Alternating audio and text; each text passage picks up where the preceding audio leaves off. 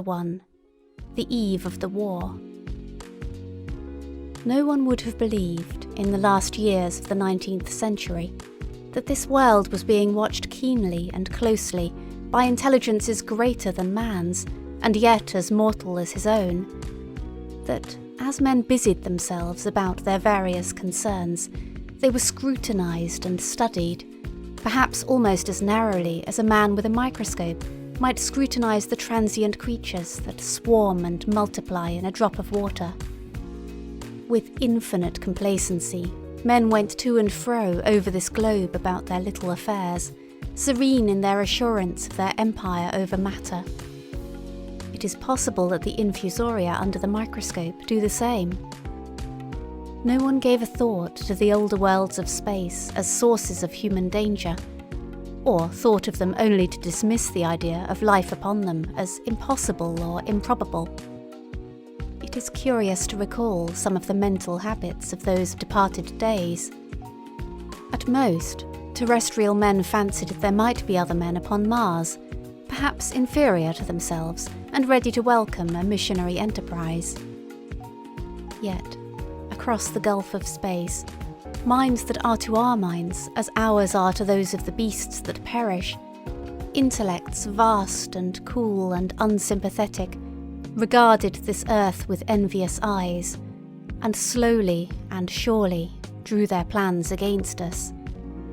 And early in the 20th century came the Great Disillusionment.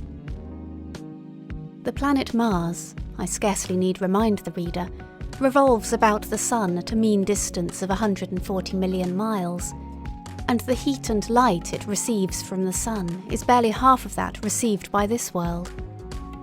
It must be, if the nebular hypothesis has any truth, older than our world, and long before this Earth ceased to be molten, life upon its surface must have begun its course.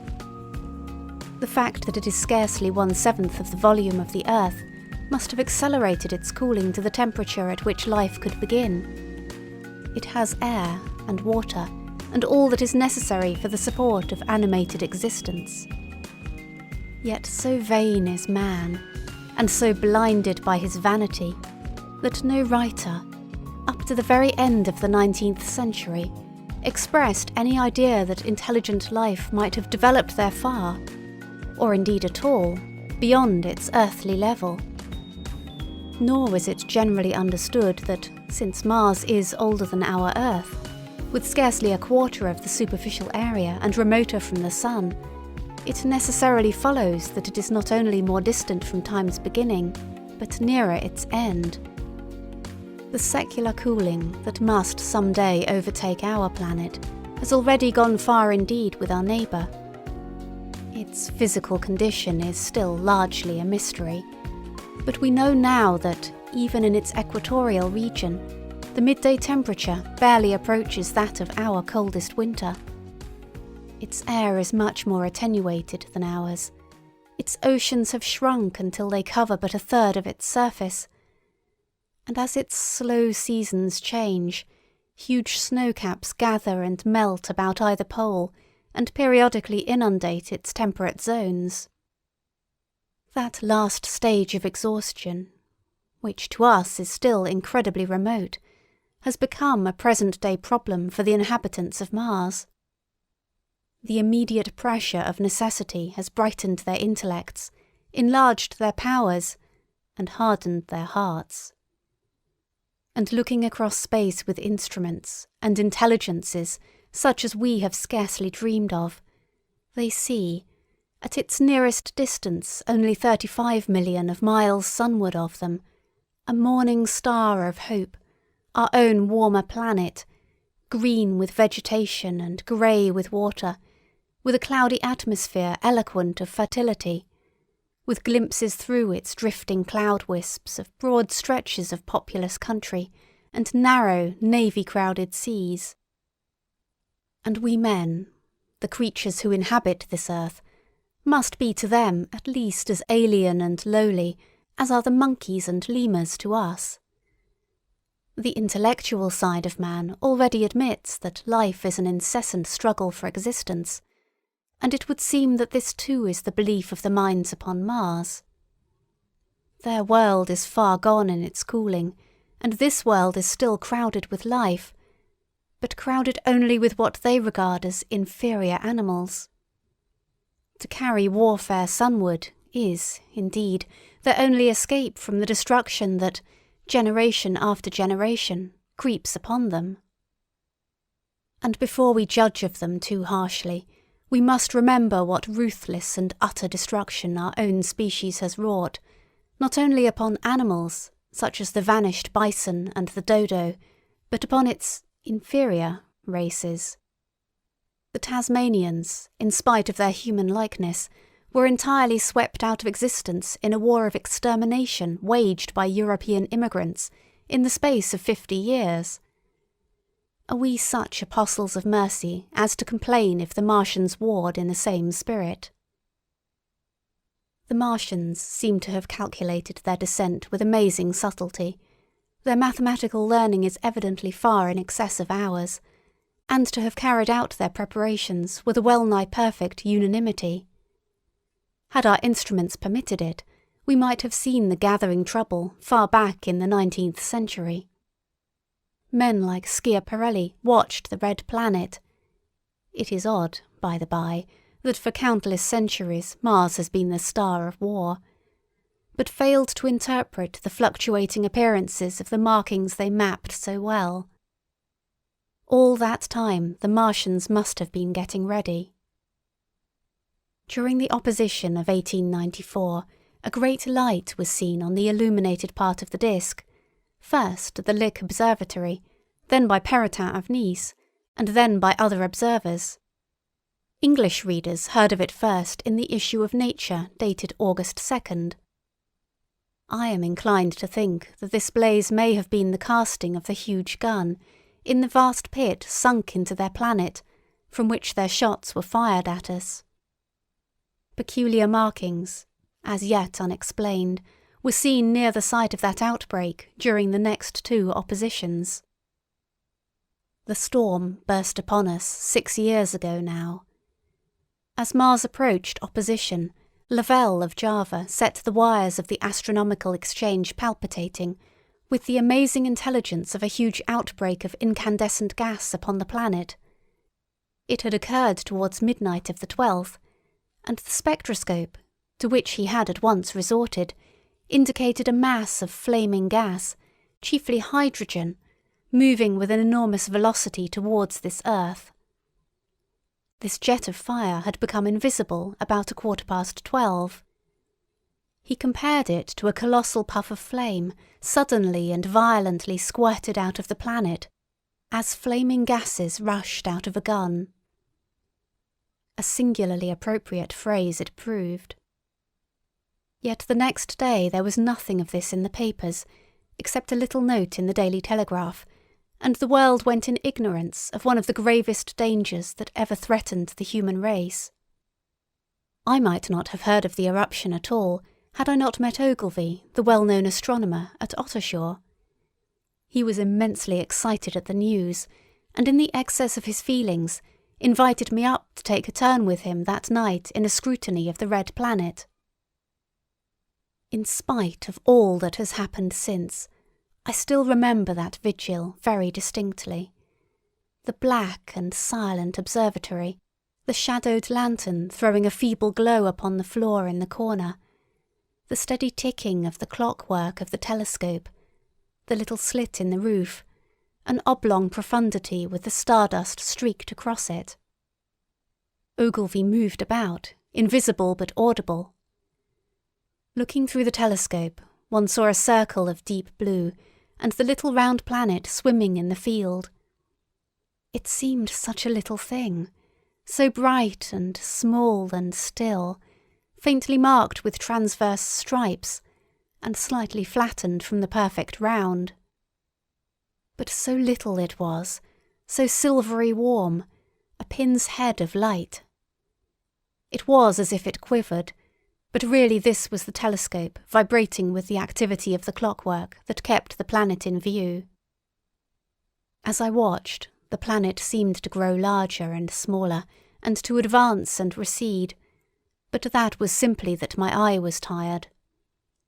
40 millions of miles it was from us, more than 40 millions of miles of void. Few people realize the immensity of vacancy in which the dust of the material universe swims. Near it in the field, I remember, were 3 faint points of light, 3 telescopic stars infinitely remote, and all around it was the unfathomable darkness of empty space. You know how that blackness looks on a frosty starlit night. In a telescope it seems far profounder. And invisible to me, because it was so remote and small, flying swiftly and steadily towards me across that incredible distance, drawing nearer every minute by so many thousands of miles, came the thing they were sending us, the thing that was to bring so much struggle and calamity and death to the earth. I never dreamed of it then as I watched. No one on earth dreamed of that unerring missile. That night, too, there was another jetting out of gas from the distant planet. I saw it.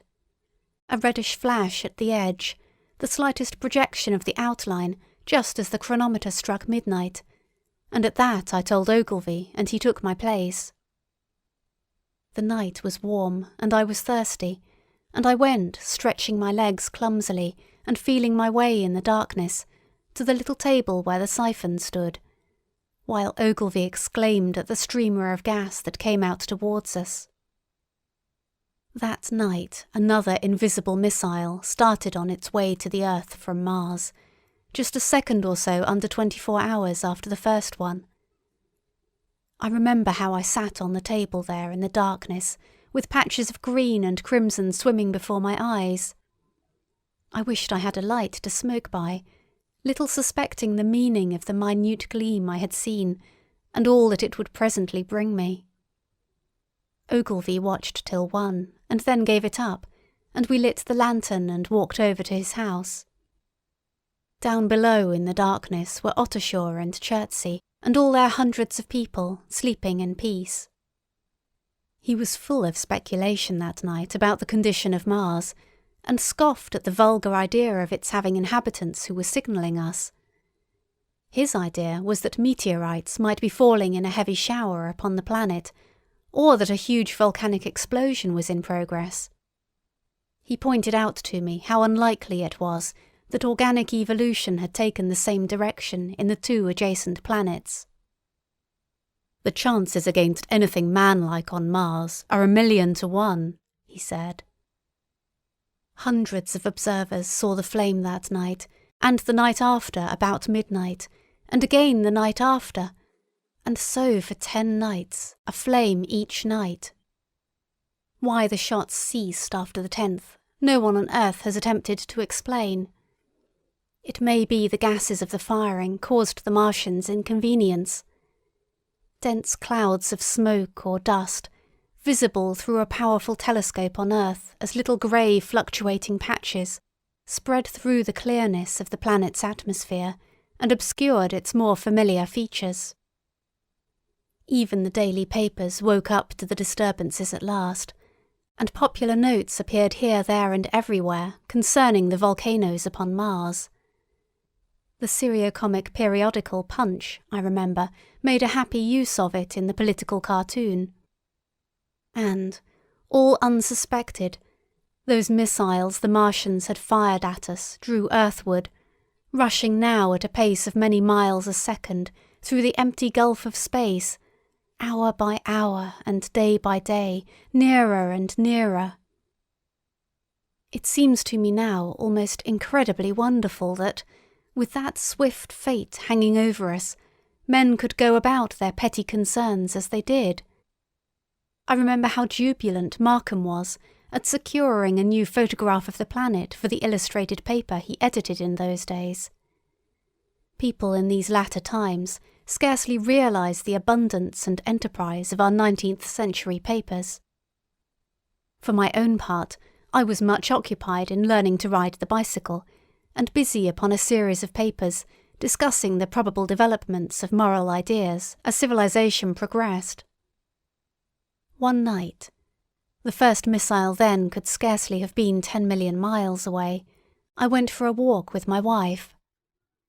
It was starlight, and I explained the signs of the zodiac to her, and pointed out Mars, a bright dot of light creeping zenithward, towards which so many telescopes were pointed. It was a warm night. Coming home, a party of excursionists from Chertsey or Isleworth passed us, singing and playing music.